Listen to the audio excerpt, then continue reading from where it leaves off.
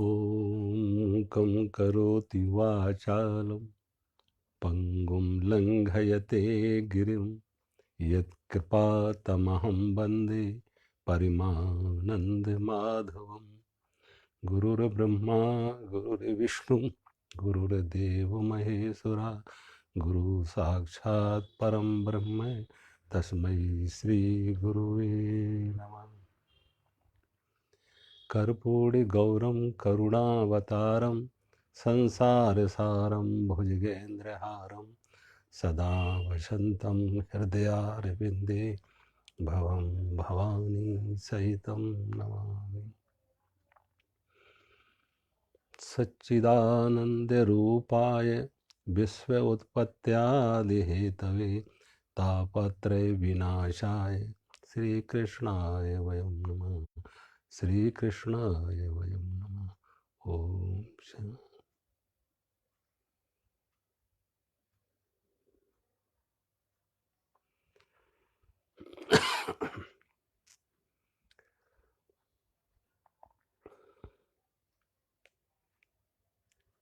कल मैं भगवान राम ने 9 प्रकार की भक्ति जो सबरी को बताई उस पर बात कर रहा था। तो रामायण के आदर्श पात्र कौन कौन हैं, यहीं से भगवान आगे जब बढ़े तो ऋष्यमुख पर्वत पर सुग्रीव अपने बानर सेना के साथ वहाँ रह रहा, बाली के भय से।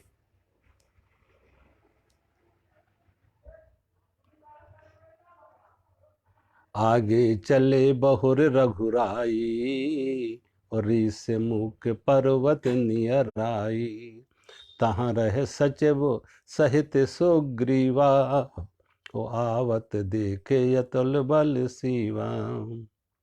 तो विप्र रूप धर कपितः गयऊ और माथ नाय पूछत यस भयऊ।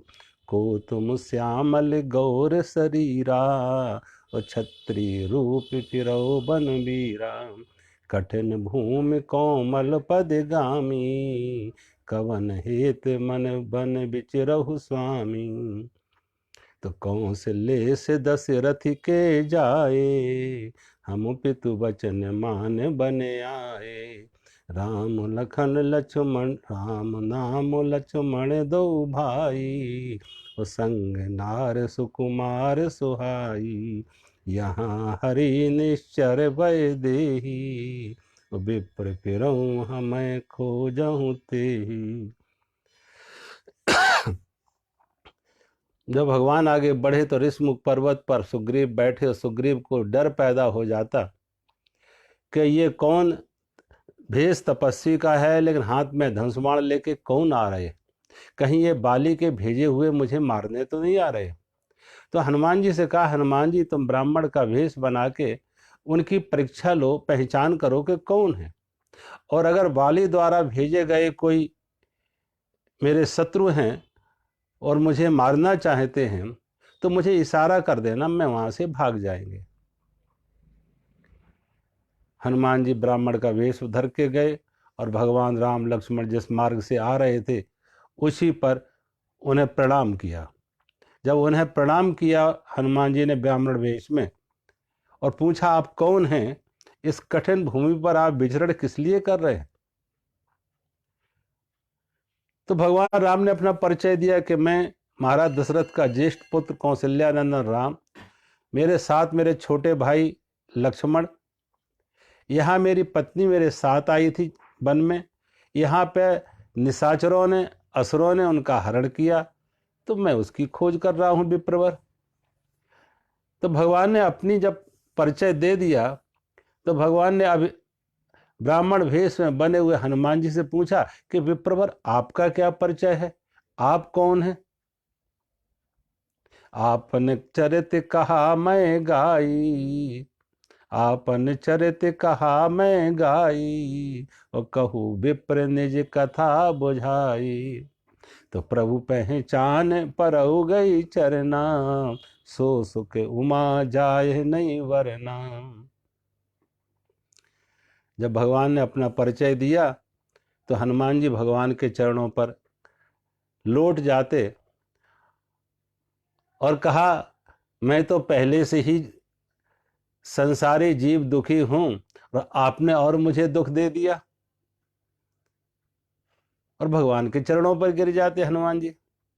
तो भगवान ने पूछा कि मैंने कैसे दुख दे दिया, अभी तो हमारा तुम्हारा परिचय ही हो रहा है और आपने कहा, तुम मुझे कह रहे कि मुझे दुख दे दिया, कैसे?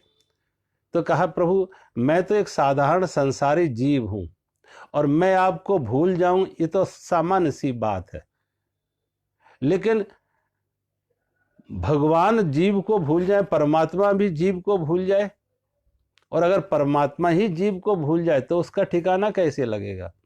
एक मंद में मोह बस, एक मंद में मोह बस, और कुटिल हृदय अज्ञान, और पौने प्रभु मोह बिसारियो, तो दीन बंधु भगवान। कहा मैं मोह बस हूं, कुटिल हूं, कामी हूं, संसारी जीव हूं, लेकिन पुण्य प्रभु मोह, और ऊपर से आप भी मुझे भुला दोगे। परमात्मा ही अगर उसका भुला दे तो उसको पार कौन लगाए? भगवान परमात्मा ही उसका त्याग कर दे, लेकिन परमात्मा कभी त्याग करता नहीं।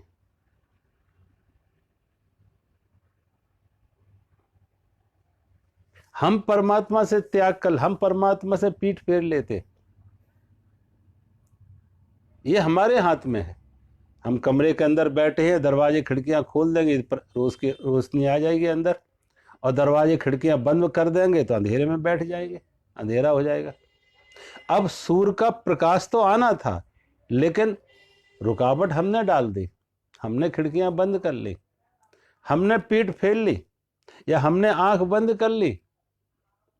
अब दिन में भी हम जा रहे हो, आंख बंद कर ले तो हमारे लिए अंधेरा हो गया, सूर्य हमारी मदद नहीं कर पाएगा, हमें रोशनी नहीं दे पाएगा। तो परमात्मा की तरफ से कोई कमी नहीं आती है, कमी आती है तो हर समय जीव की तरफ से, कि वो भगवान से पीठ कर लेता या वो आंख बंद कर लेता। इसलिए ये नहीं है कि परमात्मा को कैसे प्रकट किया जाए, हमारी आंख का इलाज कैसे हो कि हम उसको देख सकें, उसे पहचान सकें, उसकी कृपा का अनुभव कर सकें। हनुमान जी का परिचय हुआ और हनुमान जी ने सुग्रीव से परिचय कराया, मित्रता हुई, दोनों ने अपनी बात कही।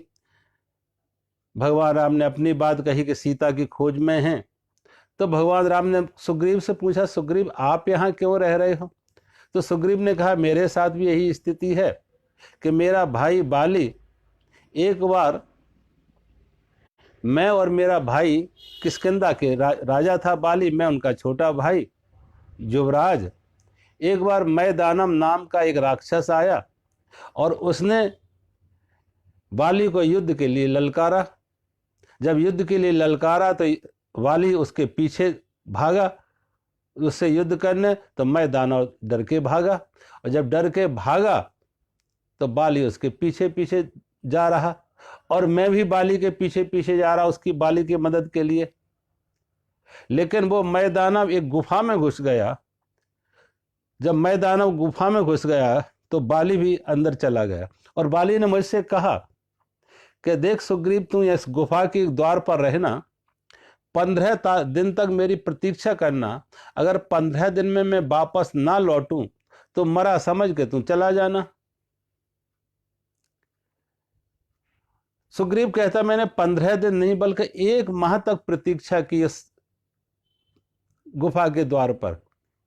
1 महीने बाद मैंने देखा कि गुफा के अंदर से खून की धारा बह के आ रही, तो मेरे मन में डर पैदा हो गया कि लगता है इस मैं दानव ने मेरे भाई बाली की हत्या कर दी और उसी का ये खून बाहर आ रहा। तो मैं डर के उस गुफा के द्वार पर एक बड़ा पत्थर लगा दिया कि मैं दानव बाहर ना आ सके, और मैं वापस किष्किंधा में आ गया।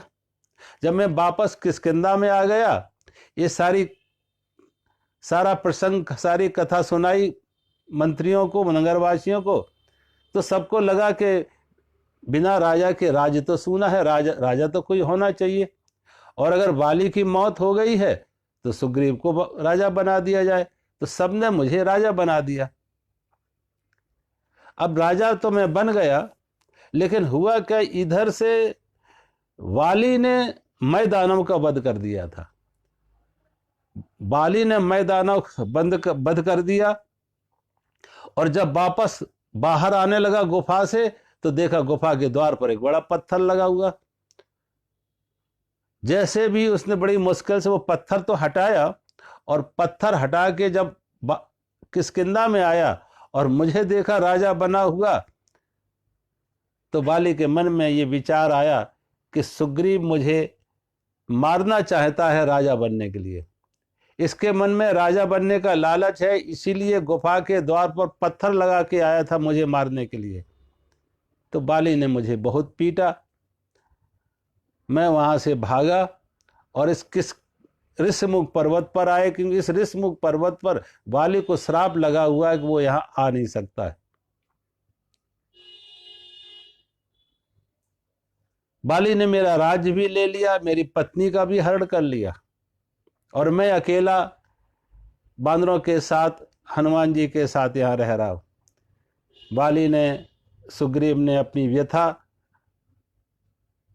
भगवान की तो कथा थी, सुग्रीव ने अपनी व्यथा प्रकट कर दी। जब भगवान ने बताया सीता के हरण की बात, तो सुग्रीव ने वो आभूषण और वस्त्र जो सीता ने गिराए थे जब रावण हरण करके ले जा रहा था, तो वो आभूषण वस्त्र भी दिखाए, भगवान पहचान लेते सीता के ही। तो भगवान ने कहा, बाली देखो, अब मेरा दुख तो पीछे है, तेरा दुख आगे है। मैं पहले तेरे दुख का निवारण करेंगे, मेरा बाद में देखा जाएगा। और भगवान ने कहा, सुग्रीव मैं बाली का वध करेंगे और किष्किंधा का तुझे राजा बनाएंगे। बाली ने कहा, महाराज सुग्रीव का वध करना कोई साधारण सी बात नहीं, वो बहुत पराक्रमी है। रावण को भी कहते उसने 6 महीने अपने बगल में दबा के रखा था जब युद्ध करने गया रावण से। तो कोई सामान्य योद्धा नहीं है, बड़ा पराक्रमी है। और बताया कि बाली का वध तभी संभव हो सकता है, एक 7 ताड़ के पेड़ों की तरफ इशारा किया कि जो 7 इन ताड़ के पेड़ों को एक ही बाण से गिरा दे, समझो उसके हाथों बाली का वध होगा। भगवान ने वो करिश्मा करके दिखाया कि एक ही बाण से 7 पेड़ों को गिरा दिया। बाली को विश्वास हो जाता, और जब बाली को विश्वास हो जाता, फिर भगवान ने बाली को भेजा, बाली के साथ युद्ध करने भेजा, और भगवान ने बाली का वध करके किष्किंधा का राजा सुग्रीव को बना दिया। ऐसे ही भगवान की मित्रता, जैसे सुग्रीव को अपना दुख पीछे किया, मित्र का दुख आगे किया। रामचरितमानस में आया कि अपना दुख पहाड़ जैसा हो तो उसे राई के बराबर मानो, और मित्र का दुख राई जैसा हो उसे पहाड़ की तरह। और जो मित्र के दुख में दुखी ना हो, कहते उसे देखने से भी पाप लग जाते। ऐसे ही भगवान की एक मित्रता सुग्रीव के साथ, विभीषण के साथ। जब विभीषण को रावण को समझाने की चेष्टा की विभीषण ने कि धर्म यह है, न्याय यह है कि तुम राम की शरण में जाओ, सीता को लेके जाओ, अपने अपराध के लिए क्षमा मांगो, प्रार्थना करो, तो भगवान तो दया सिंधु हैं, करुणा निधान हैं, वो तुम्हें क्षमा भी कर देंगे। जब समझाने की चेष्टा की तो उल्टा पैर पकड़ लिए कि भाई मैं बार बार कह रहा कि असुर कुल का नाश अगर रोकना है तो राम की शरण में जाओ। तो रावण ने विभीषण को ही लात मारी, और विभीषण को ही लात मारी तो विभीषण को कहा मेरे राज से निकल जा। विभीषण भगवान के शरण में आ जाते, और जब विभीषण भगवान के शरण में आ जाते तो सुग्रीव से पूछा कि सुग्रीव क्या करना चाहिए। तो कहा, महाराज ये रावण का छोटा भाई है, और आखिर है तो राक्षस ही, असुर ही है, ये भी निशाचर है। जान ही न जाहे निशाचर माया, कौन रूप किस कारण आया, ना मालूम ये कौन सा भेद लेने आया, इसलिए अच्छा ऐसे बंदी बना के रखा जाए। भगवान ने सुग्रीव की बात तो सुन तो ली, लेकिन थोड़ी ही देर में जब हनुमान जी विभीषण को लेके आते तो भगवान ने विभीषण को लंकेश कह के संबोधित किया, लंका का राजा। जब लंका का राजा कह के संबोधित किया तो सुग्रीव को लगा कि शायद भगवान पहचान नहीं पा रहे। लंका का राजा तो रावण है, लेकिन सुग्रीव को, विभीषण को भगवान लंका का राजा कह रहे। और इतना कहा ही नहीं, हनुमान जी से कहा, हनुमान जी जाओ सागर का जल लेके आओ, एक तिलक करने के लिए फूल की थाल लेके आओ। और भगवान ने विभीषण को बिठा के लंका का राजा घोषित कर दिया। जब लंका का राजा घोषित कर दिया तो सुग्रीव को यह बात ठीक नहीं लगी। सुग्रीव ने कहा, महाराज मैं आपका मंत्री हूं, और मंत्री होने के नाते ये मेरा धर्म है कि मैं सही सलाह राजा को दूं। आपने ये ठीक नहीं किया। अभी तो लंका का राजा रावण का वध नहीं हुआ, लंका का सिंहासन खाली नहीं हुआ, और आपने विभीषण को लंका का राजा बना दिया। और कल कहीं रावण की भी बुद्धि फिर जाती है, उसकी बुद्धि सुधर जाती है, वो आपकी शरण में आ जाए अपने अपराध के लिए क्षमा मांगने, तो आप तो करुणा निधान है, आप तो उसे भी क्षमा करेंगे। अब लंका का राजा तो आपने विभीषण को बना दिया, फिर रावण को क्या करेंगे? भगवान राम ने कहा, सुग्रीव मैं जो करता विचार पूर्वक करता। लंका का राजा तो मैंने विभीषण को बना दिया, और कल अगर रावण भी मेरी शरण में आता तो मैं रावण को अयोध्या का राज दे देंगे। लेत देत मन संक न करहीं, लेत देत मन संक न करहीं, और बल अनुमान सदा हित करहीं। और जो न मित्र दुख होए दुखारी, जो न मित्र दुख होए दुखारी, वो तिन्हि बिलोकत पातक भारी। जो मित्र के दुख में दुखी ना हो, उन्हें देखने से भी पाप लग जाता। और कहते मित्र पर दुख आए तो मन में ऐसी उदारता आए कि मेरा सब कुछ जाए तो जाए, लेकिन मेरे मित्र का दुख दूर हो। कुपथ निवार सुपंथ चलावा, कुपथ निवार सुपंथ चलावा, और गुण प्रगटे अब गुण ही दुरावा। मित्र वो है जो कुपंथ से सुपंथ पर ले जाए। अगर मित्र कहीं गलत रास्ते पर जा रहा है, भटक रहा है, तो मित्र को गलत रास्ते से अच्छे रास्ते पर ले आओ। भटकने से उसे रोको, गिरने से उसे रोको। और कुपथ निवार सुपंथ चलावा, गुण प्रगटे अब गुण। मित्र में अगर कोई दोष है तो उसे छिपाओ, लेकिन मित्र के गुण प्रकट करो। आदर्श मित्रता हो। रामचरितमानस में आप देखें तो सुग्रीव की राम से मित्रता, राम की विभीषण से मित्रता, आदर्श मित्रता कि लेते देते मन से। भगवान ने अपना दुख पीछे किया, मित्र के दुख को आगे किया। अपने दुख का निवारण बाद में किया, मित्र के दुख का निवारण पहले। आदर्श सेवक कैसा हो तो आप देखेंगे हनुमान जैसा, आदर्श भाई कैसा हो, भरत जैसा। भगवान का जो राज तिलक हुआ, तो भगवान के राज तिलक में भगवान राम के पीछे हाथ में छतरी लिए भरत जी खड़े। और जब भरत जी हाथ में छतरी लिए खड़े, लेकिन उनके आंखों से अश्रुपात हो रहा, भरत जी रो रहे। हनुमान जी ने जाके कहा, भरत भैया 14 वर्ष रोते रोते आज ये शुभ दिन आया है कि अयोध्या के राज सिंहासन पर राम का राज तिलक, और आज भी के दिन भी आपके आंखों में आंसू कि आपको राम का राज तिलक अच्छा नहीं लगा। जब ये बात हनुमान जी ने भरत जी से कही, तो भरत जी ने कहा, नहीं हनुमान, मेरी आंखों में आंसू इसलिए आ रहे हैं, मैं इसलिए रो रहा हूं, इसलिए मैं दुखी हूं कि अगर भगवान ने, परमात्मा ने माता कैकेयी के गर्भ से मेरा जन्म ना दिया होता, मैं पैदा ना होता, तो अयोध्या में राज तिलक, रामराज, राम का राज तिलक, रामराज 14 साल पहले हो जाता, और पिता श्री महाराज दशरथ के हाथों होता। राम को वन ना जाना पड़ता, राम के वियोग में पिता श्री महाराज दशरथ की मृत्यु ना होती, अयोध्या की प्रजा दुखी ना होती, वन में सीता का हरण ना होता, लक्ष्मण को शक्ति ना लगती, ये सारे के सारे जो उपद्रव उत्पात हुए हैं, इसके लिए एकमात्र कोई व्यक्ति अगर जिम्मेदार है तो भरत जी कह रहे मैं जिम्मेदार हूं, मैं अपराधी हूं। मेरे कारण राम को 14 वर्ष बन जाना पड़ा, पिता श्री महाराज दशरथ की मृत्यु हुई, मेरे कारण ही, मैं ही कारण बना सीता के हरण का, लक्ष्मण को शक्ति लगने का।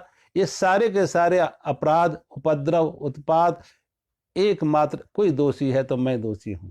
इसलिए मेरी आंखों में अश्रु आज बह रहे हैं कि परमात्मा ने ये कलंक मेरे माथे पर लगाने के लिए क्यों संसार में भेजा था।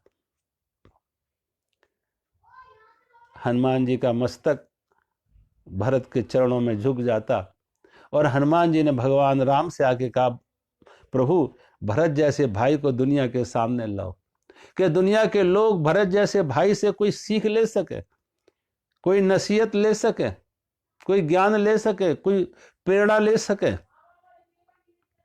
एक बार कहा भगवान चुप रहे, दूसरी बार कहा फिर भी, जब तीसरी बार कहा भगवान चुप रहे तो हनुमान जी ने कहा, लगता जैसा प्रेम भरत भैया का राम से, राम का उतना प्रेम नहीं लग रहा। भगवान राम ने कहा, नहीं हनुमान जी बताओ भरत भैया कहाँ है और क्या कर रहा है? भरत भैया कहाँ है और क्या कर रहा है? कहा, भरत आपके पीछे हाथ में छतरी लिए खड़े। भरत जी आपके पीछे हाथ में छतरी लिए खड़े। तो कहा, दुनिया को ये संदेश दे दो कि किसी घर में, किसी परिवार में, किसी समाज में, किसी राष्ट्र में कभी कोई राम राज्य आएगा तो उस राम राज्य की शर्त यही होगी कि भाई भाई की छत्र छाया में राम राज्य का जन्म होगा। भाई भाई की छत्र छाया में राम राज्य का जन्म होगा। जब भाई भाई के ऊपर छाया करे तभी राम राज्य आएगा। उजड़ी हुई अयोध्या एक बार फिर बरस जाती है, भाई भाई में प्यार था। सोने की लंका राख हो जाती है, क्यों? भाई भाई के बीच में द्वेष था। रावण ने अपने ही भाई को लात मार के निकाल दिया। भरत जैसा आदर्श प्रेम, भरत जैसा भाई। भरत के लिए राज्य का कोई महत्व नहीं था, सिंहासन का कोई महत्व नहीं था। भरत के लिए भाई के प्रेम का महत्व था।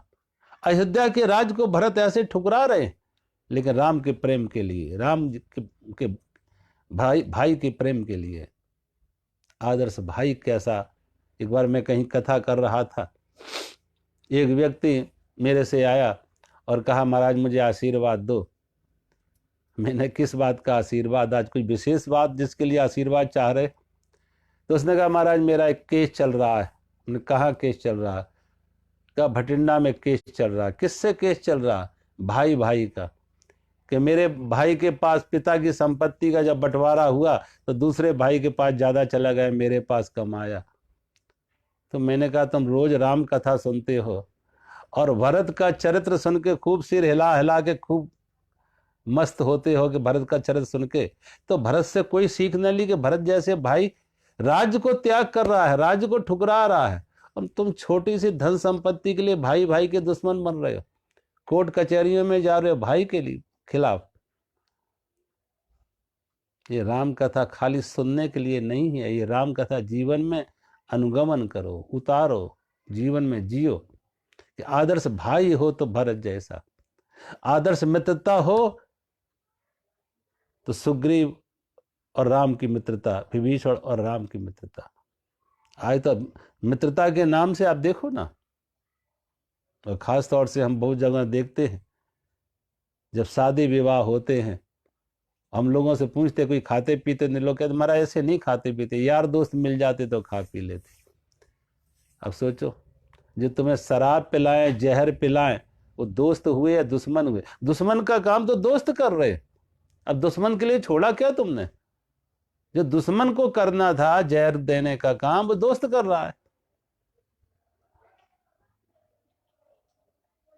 और मैंने देखा ऐसे लोगों को कि जो इस तरीके से दोस्ती में पड़ते हैं और वो उस व्यक्ति की ऐसे दोस्तों के कारण से शराब की आदत बन गई, लीवर खराब हो गए, मौत हो गई, परिवार अनाथ हो गए, पत्नी विधवा, बच्चे अनाथ, तो कोई मदद करने नहीं आ गया था। ये नहीं देखते मेरा भाई का परिवार है, हम कुछ अपने बच्चों की तरह इनकी भी मदद करें। कोई आगे नहीं आता, वो बेचारे सड़कों पर आ जाते हैं। दोस्त वो है कुपथ निवार सुपंथ चलावा। दोस्त वो है जो गलत रास्ते से अच्छे रास्ते पर लाए। आज के दोस्त क्या है? साईं या संसार में मतलब का व्यवहार, जब लग पैसा गांठ में तब लग ताको यार, तब लग ताको यार, यार संग ही संग डोले, और पैसा रहो न पास यार मुख से नहीं बोले। आज तो दोस्ती दिल की दोस्ती नहीं है, पॉकेट की दोस्ती है। जेब में पैसा है तो दोस्त बहुत मिल जाएंगे, और पैसा खत्म हुआ तो अपने भी पराये हो जाते, नजदीक के भी दूर हो जाते। ये दोस्ती नहीं है।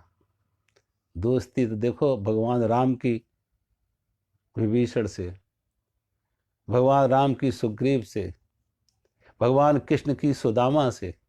आदर्श दोस्ती जो आज भी लोगों के लिए एक उदाहरण है, एक प्रेरणा स्रोत है।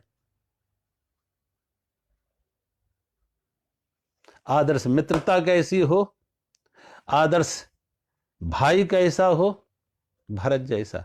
और यहां एक आदर्श नहीं, सभी भाई आदर्श हैं।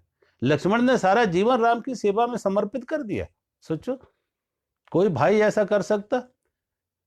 लक्ष्मण ने अपनी पत्नी को छोड़ा, सब कुछ छोड़ा राम के लिए। वन राम को जाना था, लक्ष्मण को नहीं जाना था। लेकिन राम भरत का लक्ष्मण का समर्पण राम के प्रति, कि राम के लिए 14 वर्ष वन में गए। और वन में ही नहीं गए, राम रात्रि को विश्राम करते हैं, लक्ष्मण पहरेदारी करते हैं। राम सोते हैं, लेकिन लक्ष्मण ने अनिद्रा व्रत लिया। 14 साल तक नींद का त्याग किया लक्ष्मण ने, और राम की सेवा में। भरत ने 14 वर्ष वनवास, भगवान राम वन में रहे जैसे तपस्वी का वेश बना के, वैसे ही 14 वर्ष भरत जी नंदीग्राम में रहे तपस्वी का वेश बना के। जमीन पर शयन, कंदमूल फलों का आहार, केसों की जटाएं बना के भगवान राम जमीन पर सोए और भरत पलंग पर सोए। भरत ने स्वीकार नहीं किया। और देखो, वन में रह के कोई असुविधा में रहे, तपस्या करे तो सहज है, क्योंकि कुछ और उपाय नहीं है। लेकिन भरत जी के सामने तो राज है, महल है, सुविधा है, सुख है, वैभव है, सब कुछ है, लेकिन सबको त्याग के भरत जी तपस्वी की तरह वैसे ही 14 वर्ष व्यतीत किए नंदीग्राम में, जैसे भगवान राम ने वन में व्यतीत किए थे। एक कम त्याग है।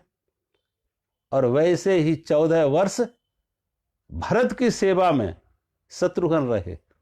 जैसे राम की सेवा में लक्ष्मण रहे, तो भरत जी की सेवा में 14 वर्ष शत्रुघ्न रहे। एक रात्रि कौशल्या अम्मा सोई हुई थी, तो उन्हें छत पर किसी के चलने की आवाज लगी। तो उन्हें लगा इतनी रात, अर्धरात्रि को छत पर कौन चल रहा है, किसी के पैरों की आवाज आ रही, कौन चल रहा।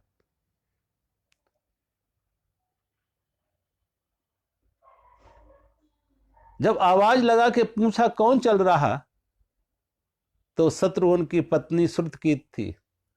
श्रुतकीत ने आवाज लगा, कहा मां मैं हूं। तो कहा बेटी तुझे नींद नहीं आ रही, तू सोई क्यों नहीं? और शत्रुघ्न कहां है? नीचे आके जब बताया श्रुतकीत ने, शत्रुघ्न की पत्नी ने, कि वो तो मां आज से नहीं 14 साल उन्हें हो रहे हैं, घर से गए हुए 14 साल हो रहे हैं, और भरत भैया की सेवा में 14 साल से घर नहीं आए। वो 14 साल से भरत भैया की सेवा में हैं, और मैं 14 साल से अकेली रह रही हूं यहां। कौशल्या ने अपने हृदय से लगा लिया श्रुतकीत को, और कौशल्या इतनी रो पड़ी कि देखो शत्रुघ्न का त्याग और श्रुतकीत की तपस्या।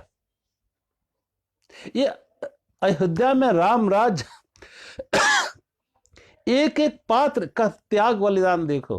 ये नहीं खाली राम और लक्ष्मण वन में गए थे, वो 14 वर्ष शत्रुघ्न और भरत भी वैसे रहे।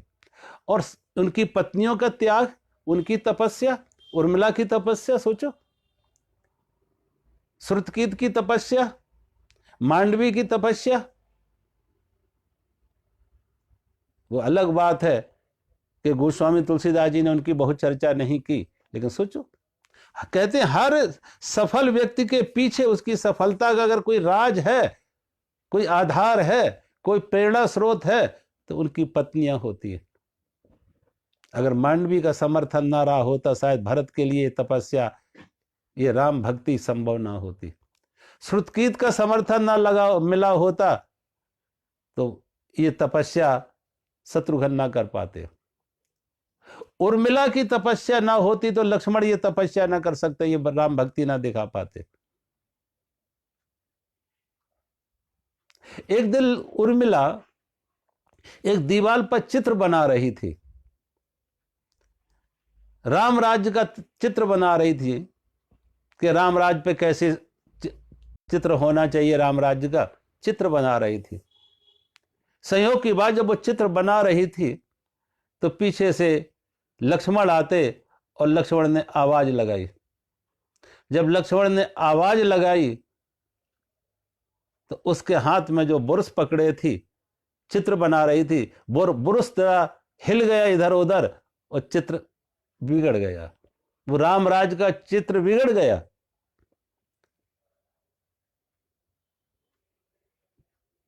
उर्मिला की आंखों में आंसू आ गए। लक्ष्मण जी से ने पूछा क्या कर रही थी, तो उर्मिला ने कहा मैं रामराज का तिलक, रामराज का चित्र बना रही थी, और आपके आने के कारण से वो चित्र में उल्टे सीधा बुरुश पड़ गया, बिगड़ गया। तो लक्ष्मण ने कहा उर्मिला, रामराज का चित्र बिगड़ चुका है। लक्ष्मण ने कहा रामराज का चित्र तो बिगड़ चुका है, अब राम अयोध्या के राज सिंहासन पे नहीं, राम तो 14 वर्ष के लिए वन जा रहे, और राम 14 वर्ष के लिए बन जा रहे हैं, और मैं तुमसे ये अनुमति लेने आया कि मैं भी उनकी सेवा में, उनके पीछे उनकी सेवा में। एक बार भी उर्मिला के मुंह से ना नहीं निकला कि उर्मिला लक्ष्मण को रोकती। सोचो, इन बेटियों के क्या त्याग, इनका बलिदान, और तब अयोध्या में रामराज की स्थापना हो सकी। एक एक आदर्श पात्र है। जब रामराज तिलक हो गया तो हनुमान जी उनकी सेवा में रहते हैं भगवान के। और यहां पे क्या होता कि भगवान हर किसी को, जो जो साथ में आए थे उस पुष्पक विमान से, जो जो साथ में आए थे,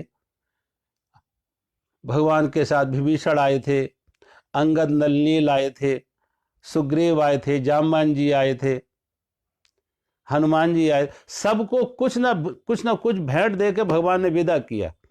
सुग्रीव को भेंट देके विदा किया, नल नील को, अंगद को भेंट देके विदा किया, विभीषण को भेंट देके विदा किया, जाम्बान जी को भेंट देके विदा किया। एकमात्र अगर किसी को भगवान अपने से दूर नहीं कर सके और कोई भेंट नहीं दी, कोई उपहार नहीं दिया, वो हनुमान जी थे। हनुमान जी को कोई भेंट नहीं दी, कोई उपहार भी नहीं दिया, और अपने से दूर भी नहीं किया। और जब अयोध्या में आए थे, भरत जी से परिचय कराया था भगवान राम ने हनुमान का, तो कहा भरत भैया, ये हनुमान वो है कि इन हनुमान के उपकार, इनके सेवा का ऋण हमारी एक नहीं 7 पीढ़ियां भी इनके ऋण से मुक्त नहीं हो सकती। जो इन्होंने उपकार किया है अयोध्या पर, हम पर, सूरवंश रघुवंश पर, इनके उपकार अनंत हैं। सेवक हो तो हनुमान जैसा। हनुमान जी ने बदले में कुछ मांगा नहीं, सेवा की बस। जहां भाव हो, समर्पण हो, प्रेम है, मांग रहती ही नहीं। और मांग है तो सेवा नहीं हो पाएगी, समर्पण नहीं हो पाएगा। शर्त रख के कोई समर्पण नहीं होता। कोई शर्त रखे कि हमें ये चाहिए, हमें वो चाहिए, तो समर्पण नहीं। हनुमान जी ने निस्सर्त, बिना कोई शर्त, बिना कोई मांग के समर्पण किया, मांगा कुछ नहीं। और जब मांगा कुछ नहीं, समर्पण किया, तो हनुमान जी भगवान से कभी दूर ही नहीं हुए। रामचरितमानस में आप देखें, जब भगवान ने वाल्मीकि ऋषि से पूछा कि मुझे इस वन में रहने के लिए कोई जगह बताओ, कि इस वन में मैं आया हूं 14 वर्ष के लिए, कोई रहने की जगह बताओ, तो वाल्मीकि ने पूछा, राम तुम मुझे बता दो, हो कहां नहीं, तुम्हारा अभाव कहां है, जहां तुम ना हो तो मैं वो जगह बताऊं। अब राम तो राम है, राम शब्द का अर्थ है सर्वे रमन्ति इति राम, जो सब में फैला हुआ है इस विस्तार में, तो राम का अभाव कहां है। तो राम कोई उत्तर ना दे सके, राम मात्र मुस्कराए, और जब मुस्कराए तो ऋषि वाल्मीकि ने कहा, राम मुझे उत्तर मिल गया, अब मैं तुम्हें रहने की जगह बता रहा। पहली जगह बताई, जिनके श्रवण समुद्र समाना, जिनके श्रवण समुद्र समाना, और कथा तुम्हारे अमीय सर नाना, भरहि निरंतर होए न पूरे, तिनके ही तुमको ग्रह रूरे। पहला स्थान बताया ऋषि वाल्मीकि ने भगवान को रहने के लिए, कि जिनके श्रवण समुद्र, जिनके कान कैसे है समुद्र की तरह। समुद्र की क्या विशेषता है कि समुद्र में कितनी ही नदियां जाके समा जाएं, समुद्र कभी इनकार नहीं करता कि बस अब नहीं। कितनी ही नदियां, युग युग से कितनी ही नदियां बहती चली जा रही, समुद्र में मिलती जा रही, समुद्र में, समुद्र ने कभी इनकार नहीं किया कि बस अब नहीं। तो जिनके कान भगवान की कथा सुनने के लिए, भगवान की चर्चा सुनने के लिए, भगवान का सत्संग सुनने के लिए, जिनके कान सदा प्यासे रहें, सागर की तरह, कभी इनकार ना करें, ऐसे भक्तों के हृदय में रहो कि वो आपके लिए निवास स्थान होगा। ऐसे भक्तों का हृदय जो राम कथा के लिए सदा प्यासे रहे, अतृप्त ही रहे, कभी तृप्त ना हो, कभी ना कहें बस। अंत में घुमा फिरा के भगवान ने 14 जगह बताई, और घुमा फिरा के अंत में एक जगह बताई कि देखो, आदमी जब घर से बाहर निकलता है तो बहुत जगह रहता, कभी कोई किसी होटल में रहता, तो कभी किसी आश्रम में, किसी धर्मशाला में, किसी रिश्तेदार के घर, बाहर जाके जब, लेकिन जब अपनी यात्रा खत्म करके वापस अपने घर में आता व्यक्ति, तो उसे अपने घर में जो सुकून मिलता, जो राहत मिलती है, वो उसे बाहर कहीं नहीं थी मिली, अपना घर। तो अंत में भगवान राम को वाल्मीकि ऋषि ने कहा कि अब मैंने तुम्हें आपका अपना घर बता दूं। और अपना घर कहाँ है? जाहि न चाहि कबहु कुछ, जाहि न चाहि कबहु कुछ, तुम सन सहज स्नेह, और बसहु निरंतर तास और सोरा और निज गे। जाय न चाहि कबहु कुछ, तुम सन सहज स्नेह, बसहु निरंतर तास और सोरा और निज गे। आपका अपना घर कौन है? जाय न चाहि कबहु, जो भक्त को कोई संसार की चाह नहीं है, जिस कोई संसार की मांग ही नहीं है। जाय न चाहे कबहु कुछ, तुम सन सहे सने, भगवान से प्रेम है सिर्फ भगवान से के लिए, किसी संसार की वस्तु के लिए नहीं। कि नहीं कि संसार की वस्तु चाहिए इसलिए भगवान को प्रेम का ढोंग करें। संसार से तो तृप्त है, संसार की कोई चाह है ही नहीं। अब सारा का सारा दिल में परमात्मा ही परमात्मा है, संसार नहीं है। और जहां परमात्मा ही परमात्मा हो, संसार की कोई मांग ना हो, ऐसे भक्त का हृदय, वाल्मीकि ऋषि कह रहे, प्रभु वो आपका अपना स्थायी घर है, स्थायी निवास है, वो आपका अपना घर है। ऐसे भक्त के हृदय में, जिसके हृदय में कोई संसार की वासना नहीं, कोई मांग नहीं, कोई चाह नहीं, कोई आकांक्षा नहीं, कोई आसक्ति नहीं। जाय न चाहे कबहु कुछ, तुम सन सहज स्नेह, बसहु निरंतर तास और सोरा और निज गे। वो प्रेम है, लेकिन प्रेम के साथ कोई कारण नहीं। आज तो लोग प्रेम करते थे कारण से। पूछो इनसे प्रेम को, तो बताएगा क्योंकि, कुछ ना कुछ कारण बताएगा। जो जो प्रेम कारण से है वो प्रेम है ही नहीं। प्रेम सदा अकारण होगा, जिसका कोई कारण नहीं, बस है। फूल से पूछो सुगंधी क्यों है, कोई कारण है? नहीं। सूरज में रोशनी क्यों है, कोई कारण है? कोई कारण नहीं है, अकारण।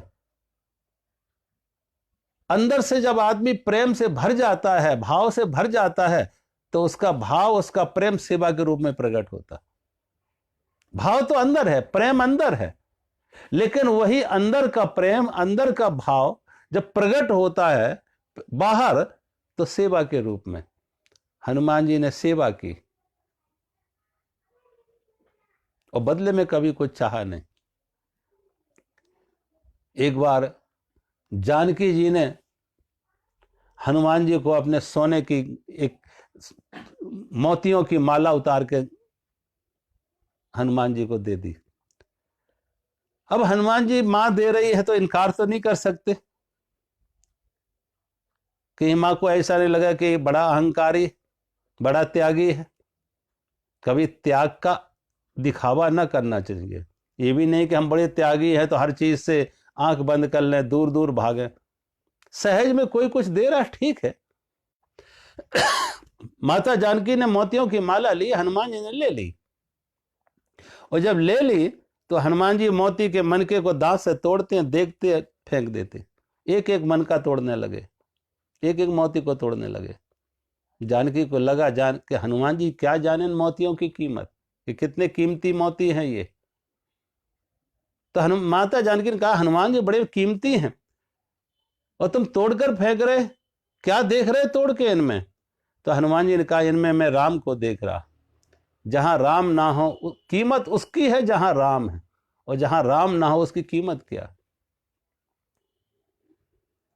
और फिर हनुमान जी ने अपना वक्ष स्थल फाड़ के दिखाया कि हनुमान जी के हृदय में भी राम विराजमान। सामान्य व्यक्ति और संत में फर्क क्या है? सामान्य व्यक्ति और संत में यही फर्क है कि उस संत के अंदर उसने राम को विराजमान कर लिया। तो संसारी के हाथ दिल में संसार बैठा हुआ है और संत के दिल में परमात्मा बैठा हुआ है। प्रेम बिन फिरती नहीं माला हरि के नाम की, वो चारों कोनों पे जली है ज्योत सीता राम की। तो राम लंका जीत कर आए अयोध्या बीच में, दे रही हनुमान को माला गले की जानकी। माला ले हनुमान ने तोड़ पृथ्वी फेंक दी, और मन में सोचे सीता माता जाते हैं यह वानिकी। प्रेम बिन फिरती नहीं माला हरि के नाम की, चारों कोनों में जली है ज्योत सीता राम की। हाथ जोड़े हनुमान बोले, सुन लो माता जानकी, जिस माला में राम ना हो वो माला किस काम की। तो फाड़ के सीना दिखाया, फाड़ के सीना दिखाया भक्त श्री हनुमान ने, और सारी काया कह रही है जय जय जय श्री राम की। प्रेम बिन फिरती नहीं माला हरि के नाम की। हनुमान जी ने अपना वक्ष स्थल फाड़ के दिखाया कि वहां भी राम जानकी विराजमान। जिसके दिल में राम बैठे हुए हों वहां काम का अंधेरा कभी नहीं आएगा।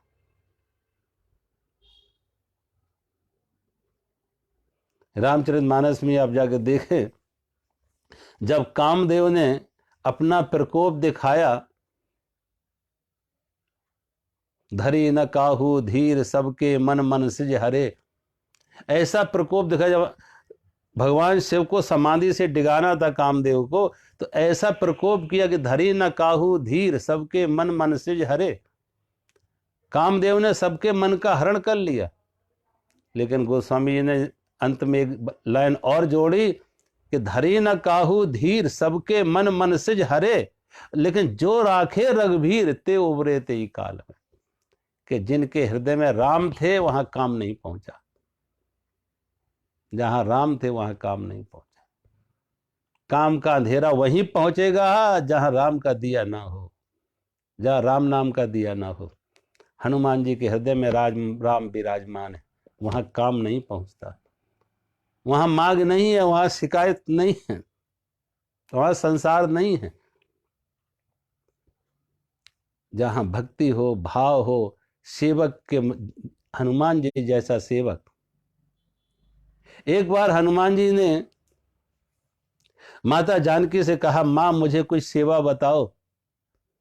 तो माता जानकी ने कहा, हनुमान जी तुम तो बहुत सेवा कर लिए, 14 वर्ष वन में, ज्यादा से ज्यादा सेवा का मौका तुम ही को मिला, भगवान राम की सेवा का।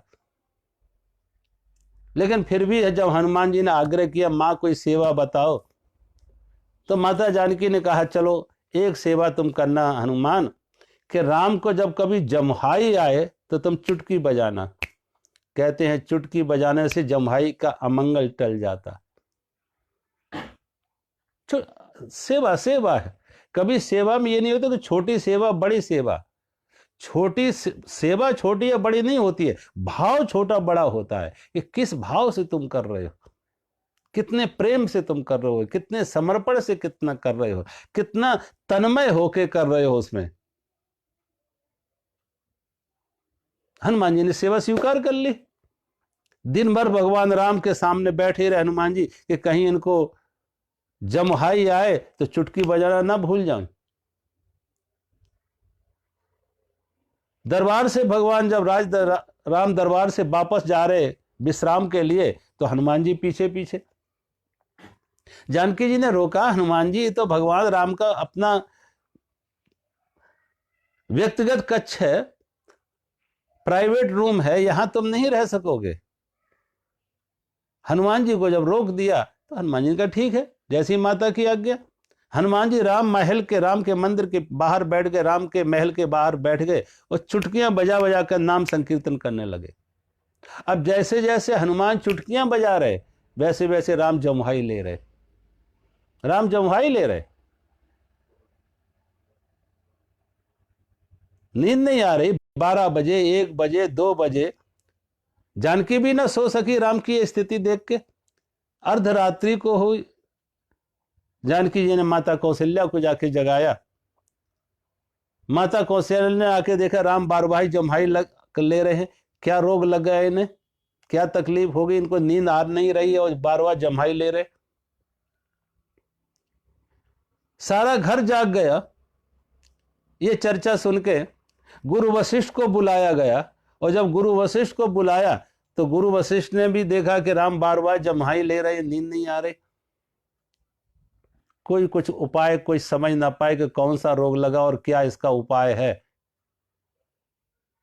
तो मन में ख्याल आया कि राम पर जब भी कोई आपत्ति आई तो हनुमान सहायक बने, तो हनुमान जी को खोजा जाए, हनुमान जी कहाँ हैं।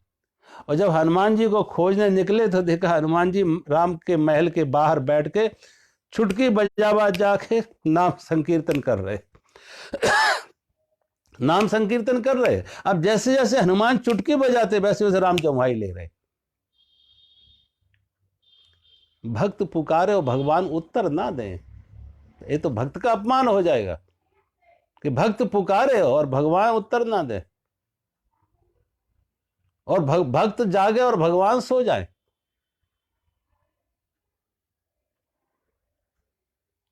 गुरु वशिष्ठ को समझ में आया कि रोग यहां पे।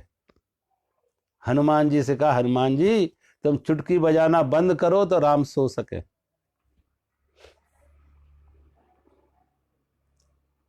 सेवक हो तो हनुमान जैसा। हनुमान जी ने बदले में कुछ नहीं मांगा, कुछ नहीं चाहा। मैंने एक दिन कहा था कि जब केवट के प्रसंग में कि केवट को भगवान ने बहुत कुछ देने को कहा, अंगूठी दे रहे थे कि ले ले, लेकिन बहुत कहा। लक्ष्मण ने कहा, जानकी जी ने कहा, भगवान राम ने भी कहा, लेकिन नहीं।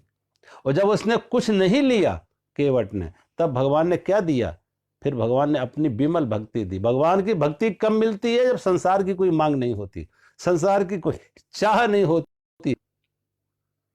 परमात्मा की प्राप्ति जब संसार से अनासक्ति हो जाए, संसार से वीतरागता हो जाए, संसार हमारे दिल से निकल जाए, तो परमात्मा तो विराजमान।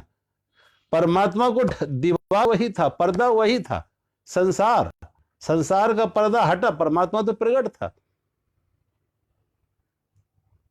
परमात्मा नहीं लाना पड़ेगा कि अब संसार हटा तो परमात्मा को उठाया जाए। परमात्मा बैठा हुआ था, लेकिन वो संसार के पर्दे से ढका हुआ था, संसार का आवरण था उसके ऊपर। इसलिए तो वेदांत दर्शन में कहते हैं मल विक्षेप आवरण, मन के जो दोष है मल विक्षेप आवरण, अंतिम जो दोष है अज्ञान का वो है आवरण, और वो आवरण गुरु के ज्ञान से हटता है। विक्षेप साधना, मल विक्षेप साधना से जाएगा, ध्यान से जाएगा, जाप से जाएगा, लेकिन गुरु के ज्ञान से वो आवरण भी हटेगा और संसार से अनासक्ति आएगी, वीतरागता आएगी, और संसार का मैल हटे, संसार हटा तो परमात्मा तो अंदर विराजमान है। दर्पण की धूल सिर्फ हटी, धूल हटी, प्रतिबिंब तो बनेगा। उस परमात्मा का चिदाभास अंदर है, लेकिन सिर्फ वासनाओं का, कामनाओं की धूल हटे।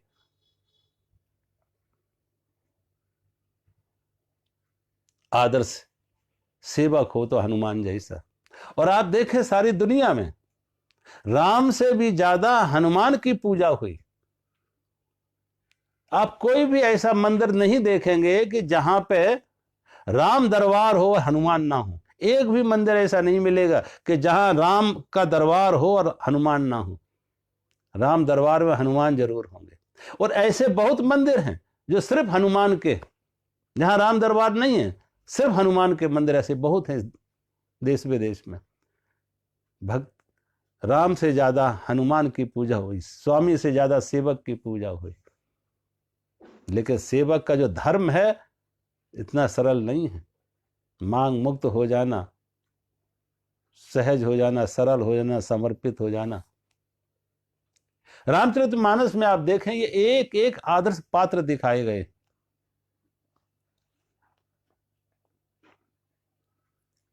आदर्श पिता महाराज दशरथ जैसा, आदर्श पुत्र राम जैसा, आदर्श भाई भरत जैसा, आदर्श सेवक हनुमान जैसा।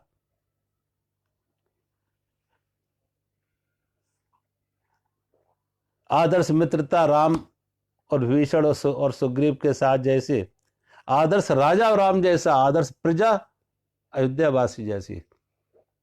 देहिक दैविक भौतिक तापा, राम राज्य नहीं काऊ व्यापा। और ये भगवान राम ने खुद कहा था लक्ष्मण से, जासुराज प्रिय प्रजा दुखारी, जासुराज प्रिय प्रजा दुखारी, सो नृप अवश्य नरक अधिकारी। जिस राजा के राज में प्रजा दुखी हो ऐसे राजा को नरक मिलता। इसलिए रघुकुल की परंपरा में कभी राजा निरंकुश नहीं हुआ, कभी कोई राजा आतताई नहीं हुआ, कभी कोई राजा जनता का शोषण करने वाला नहीं हुआ, कभी कोई राजा जनता का साथ अन्याय करने वाला नहीं हुआ। तभी राम राज्य आ सका। आदर्श राजा बना तो आदर्श प्रजा बनी।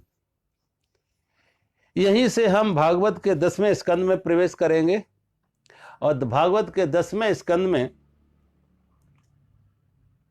वसुदेव ने अपनी चचेरी बहन, कंस ने अपने चचेरी बहन देवकी का विवाह वसुदेव के साथ किया। और कंस अपनी चचेरी बहन का विवाह वसुदेव से किया। वसुदेव और देवकी को रथ में बिठा के ससुराल छोड़ने के लिए जा रहा है, और कंस खुद अपने बहन का रथ हाँक रहा है। जब कंस खुद अपनी बहन को बिठा के रथ हाँक रहा है तो मार्ग में आकाशवाणी होती, अरे कंस, जिस बहन को तू लेके जा रहा है इसी बहन की 8वीं संतान तेरे मौत का कारण बनेगी। जैसे कंस ने यह सुना कि इस बहन की 8वीं संतान मेरे मौत का कारण बनेगी, उसने अपने म्यान से तलवार निकाल ली, देवकी के केस पकड़े और देवकी का सिर काटने को होता। जब देवकी का सिर काटने का होता तो वसुदेव जी भी बैठे हुए थे। वसुदेव जी ने कंस का हाथ पकड़ लिया और जब वसुदेव जी ने कंस का हाथ पकड़ लिया तो वसुदेव जी ने कहा, देखो कंस, मैंने भी आकाशवाणी सुनी है, आकाशवाणी के अनुसार तुझे भय है देवकी की 8वीं संतान से। देवकी से तो कोई भय नहीं है, 8वीं संतान से भय है। और मैं तुझे वचन देता हूं कि देवकी को जो भी संतान होगी वो मैं तुझे देते जाएंगे, लेकिन तू अपनी बहन की हत्या का पाप अपने सिर पर क्यों ले रहा। कंस ने वसुदेव जी की बात मान ली, और कंस ने जब वसुदेव जी की बात मान ली तो वसुदेव और देवकी को कारागार में रख दिया। ऐसे कंस ने पहली बालक का जन्म हुआ, कंस आता और देवकी की गोद से पहला बालक ले लेता। देवकी ने कहा, भी भैया आपको भय है 8वीं संतान से, ये तो पहली है, पहली की हत्या क्यों करना चाहोगे। कहते एक बार तो कंस ने छोड़ दिया। नारद जी घूमते फिरते आते, एक दीवार पर 8 बिंदु बनाते गोलाकार, और पूछा, बताओ कंस इसमें कौन पहला कौन 8वां। अब किसी से भी गिनो तो कोई भी पहला हो सकता, कोई भी 8वां हो सकता। तो नारद जी ने कहा, कंस, देवता तेरी हत्या का षड्यंत्र रच रहे, हम तुझे सावधान करने आए। कंस ने पूछा भी, फिर क्या मुझे देवकी की पहले संतान की भी हत्या कर देनी चाहिए। कहीं अंतिम से जोड़े तो पहला 8वां हो जाएगा, अंतिम से जोड़े तो पहला भी 8वां हो जाएगा। कंस ने देवकी की पहले संतान की हत्या कर दी। ऐसे कंस ने देवकी की 6 संतानों की हत्या कर दी। 7वें देवकी के गर्भ को कहते हैं योग माया के द्वारा देवकी के गर्भ से रोहिणी जी के गर्भ में, जो वसुदेव जी की दूसरी पत्नी थी, रोहिणी जी के गर्भ में स्थानांतरित कर दिया, जो गोकुल में नंद बाबा जसोदा के पास रह रही थी और जो बलराम जी के जन्म का कारण बना। और जब देवकी को 8वां गर्भ आया, साक्षात नारायण चतुर्भुज रूप में आए, तो देवकी ने कहा, प्रभु ये रूप नहीं चाहिए, शिशु बनो। तो भगवान ने आदेश दिया कि तुम मुझे यहां से कारागार से गोकुल में नंद बाबा जसोदा के यहाँ छोड़ आना, और वहां ये योग माया का जन्म हुआ कन्या का, उसे लेके यहां आ जाना। भगवान छोटे बालक बन जाते, दरवाजे पर बैठे हुए पहरेदार सो जाते, हथकड़ियां बेड़ियां खुल जाती वसुदेव देवकी की। टोकरी में उठा के भगवान को सिर पर रखा, कारागार से बाहर ले जाते। बारिश हो रही थी तो बारिश के ऊपर शेषनाग छाया कर लेते। यमुना का जल बड़ा हुआ, भगवान ने पैर लटकाया, यमुना भगवान के चरण प्रक्षालन करके चरण छू के कम हो जाती। गोकुल में पहुंचे, हल्की बारिश होने के कारण से लोग अपने अपने घरों में अंदर चले गए, तो कोई गलियों में नहीं थे। अकेला सूना घर पहुंच पाया तो वसुदेव जी ने उस बालक को ले जाके जसोदा मैया के साथ सुला दिया, और जसोदा मैया ने कन्या को जो जन्म दिया था, तो कन्या को लेके वापस कारागार में आ जाते। दूसरा दिन सवेरा हुआ तो गोकुल में खूब कृष्ण जन्म की उत्सव मनाया गया। सभी गोकुलवासी इस प्रतीक्षा में थे कि नंद बाबा के घर पुत्र का जन्म हो। सब गोकुलवासी एकादशी के व्रत कर रहे थे। जब खबर मिली कि नंद बाबा के घर बालक का जन्म हुआ, तो सब अपने अपने घर से उपहार लेके आ रहे, और नंद कृष्ण जन्मोत्सव गोकुल में खूब धूमधाम से मनाया गया। और आगे अब जो भगवान कृष्ण की जो बाल लीलाएं यहाँ से शुरू होगी भागवत की, कल से हम उन बाल लीलाओं पर चर्चा करेंगे। तो आज कथा को यहीं विराम देते हैं। हरि ओम।